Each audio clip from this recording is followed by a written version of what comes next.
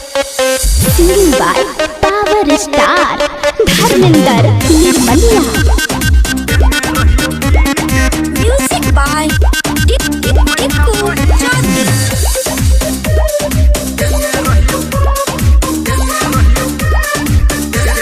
आल रही घुमैल निर्मली बाजार गे कहला तू चाही हमरा नीक एगो हार गे 10 लाख चौक पे रही हम ठार गे नया नया हमरा से रहो तोरा प्यार गे देने रहियो कीन के घूम छपहीन के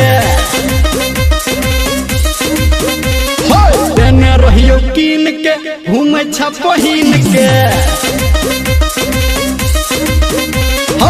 आल रही घुमैलो निर्मली बाजार गे कहला तू चाही हमरा नीक एगो हार गे 10 लाख चौक पे रही हम ठार गे नया नया हमरा से रहो तोरा प्यार गे देने रहियो कीन के घूम छपहीन के देने रहियो कीन के घूम छपहीन के। अभी आप सुन रहे हैं कावड़िया म्यूजिक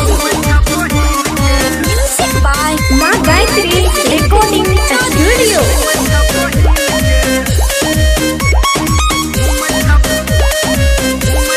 चोरी चोरी चुपके चुपके मिला छोड़ी ए लागे यार यार कह के हमारा पजड़ा में सटिए लागे देने रहियो किस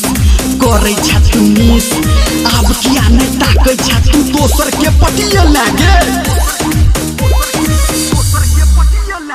है म्यूजिक बजा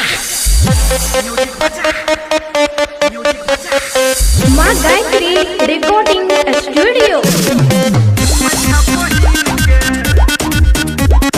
म्यूजिक बाय टिक्कू चौधरी।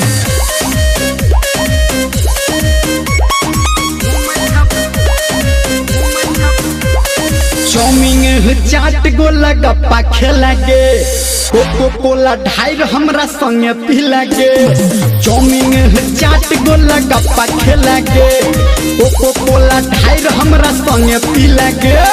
देने रहियो कीन के घूम छपहीन के देने रहियो कीन के घूम छपहीन के आल रही घुमैल निर्मली बाजार के कहला तू चाही हमरा नीक एगो हार गे 10 लाख चौक पे रही हम ठार गे नया नया हमरा से रहो तोरा प्यार गे देने रहियो कीन के घूम छपहीन के देने रहियो कीन के घूम छपहीन के।